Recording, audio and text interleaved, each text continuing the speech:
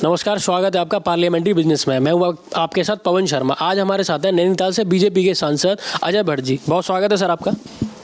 Sir मेरा आखिरी सवाल है, आप राजनीति में बहुत वरिष्ठ हैं, आप प्रदेश अध्यक्ष रहे उत्तराखंड के, उत्तराखंड नेता प्रतिपक्ष भी रहे, अभी सांसद हैं, विधायक रहे, सरकारों मिनिस्टर भी रहे। आपके राजनीतिक जीवन की शुरुआत किस तरीके से हुई? देखिए, मैं इसको एक बहुत बड़ी घटना मानता हूँ, ईश्वर की कृपा मानता हूँ। न तो मेरे पिताजी कोई राजनीति में, न मेरे परिवार का, मजदूर का बेटा भारत की संसद तक पहुँच जाए छोटे मोटे काम करके।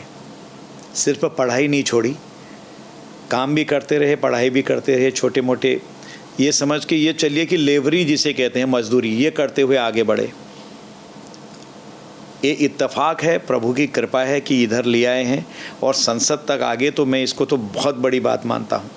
जिसका कोई बैकग्राउंड ना हो, जिसका कोई आर्थिक संसाधन ना हो, जिसके पास रहने को मकान ना हो, जो छोटे मोटे धंधे करके यहाँ तक पहुँचा हो और वो भारत की संसद में आ गया हो।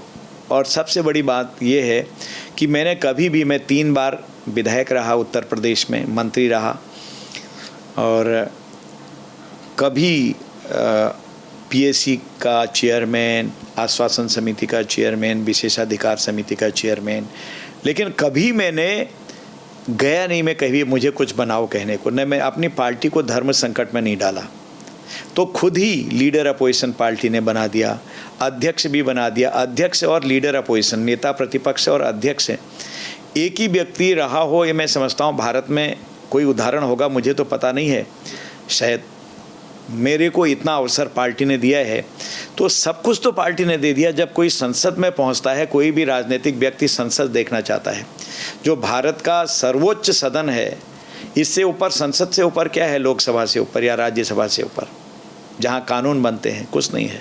वहां तक मेरी पार्टी ने, मातृ संस्था ने, हमारे केंद्रीय नेतृत्व ने यहाँ तक भेजा, और मेरे पितरों का प्रसाद और गुरुजनों का आशीर्वाद और ईश्वर की कृपा, बिना कृपा के तो ये हो ही नहीं सकता है। जा पर कृपा राम की होई, ता पर कृपा करे सब सोई।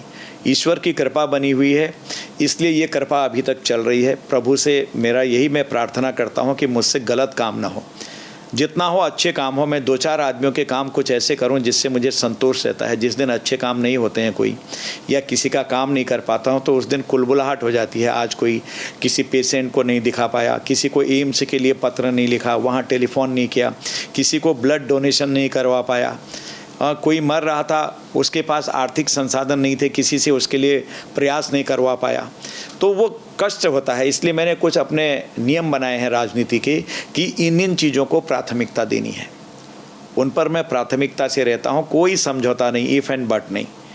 बीमार है कोई, गंभीर रोगी है, एक्सीडेंटल केसेज हैं, परेशान है कोई, तो वो मेरी प्राथमिकता में रहते हैं, 10 काम छोड़ के।